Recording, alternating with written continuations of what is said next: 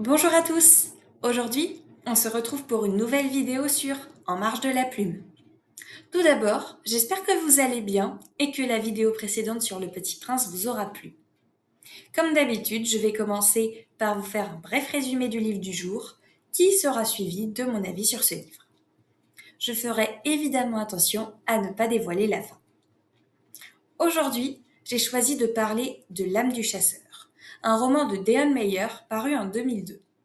Il s'agit d'un thriller que j'ai acheté il y a un peu plus d'un an, mais qui est resté longtemps dans ma pile à lire. Je vais donc commencer par vous raconter l'ambiance du livre. Ce roman se passe en Afrique du Sud, où Tobelam Paifeli tente de mettre son ancienne vie de combattant derrière lui, de recommencer à zéro. Mais le jour où la fille d'un vieil ami vient le trouver en lui demandant de l'aide pour sauver son père pris en otage, l'ancien soldat d'élite se retrouve embarqué dans une course contre la montre qui se joue entre les services secrets, les extrémistes musulmans et la CIA. Pourra-t-il sauver son ami tout en protégeant sa nouvelle vie hors des combats à travers les paysages de l'Afrique du Sud? Je n'en dirai pas plus sur ce roman. C'est un thriller, il serait dommage de vous gâcher le plaisir en glissant un mode trop. Je vais maintenant vous donner mon avis sur ce livre. Comme à chaque fois, je précise que ce n'est que mon avis personnel, il peut ne pas être partagé par tous. Je vais être honnête, je n'ai pas du tout apprécié cette histoire. J'ai acheté ce roman parce qu'il n'a pas le même cadre que mes lectures habituelles, qui, elles, se passent plutôt en Europe ou en Amérique. Et Deon Meyer semble réputé pour ses romans en Afrique et qui sont liés à son histoire. J'admets qu'il me manquait certaines références, comme celle de l'apartheid, entre autres. Cela a peut-être nui à mon appréciation de l'histoire. Mais ce qui m'a le plus dérangé, c'est l'écriture. Je trouve qu'elle n'est pas fluide du tout. Selon moi, lorsqu'on suit plusieurs personnages à la fois, cela peut être agréable de prendre un peu de temps pour comprendre qui parle. Mais ici, les paragraphes sont parfois tellement courts qu'on n'a pas le temps de comprendre quel personnage c'est quoi. Je trouve que c'est assez désagréable. Pour moi, il manque aussi certains temps de pause dans l'histoire, avec par exemple des éléments de description.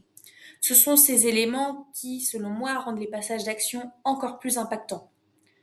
Je ne mens pas en disant qu'à la moitié du livre, je n'avais toujours pas compris les enjeux de l'histoire.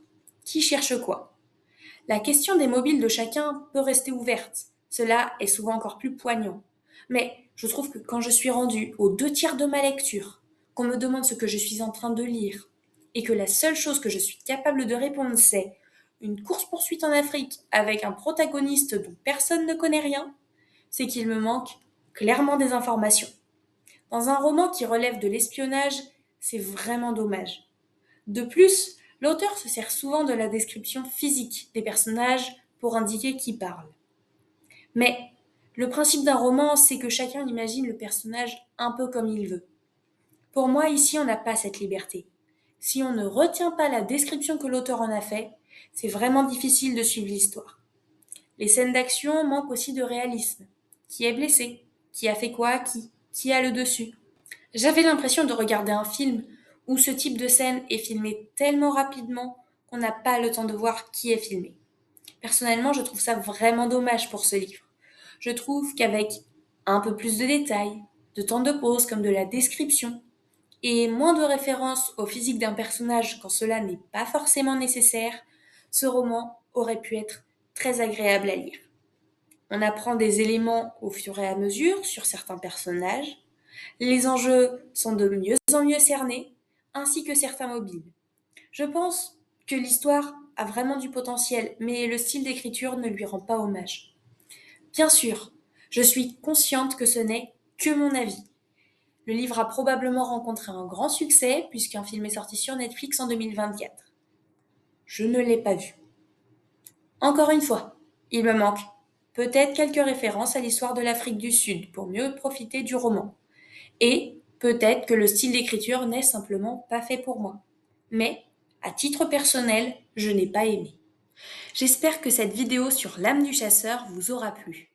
N'hésitez pas à me donner votre avis dans les commentaires sur ce que vous avez pensé du livre ou même du film. Je suis curieuse de savoir si certains pensent comme moi ou au contraire ce que vous avez apprécié dans l'histoire. Cela me permettrait de mettre en perspective mon ressenti. En attendant, je vous dis à très bientôt sur En marge de la plume.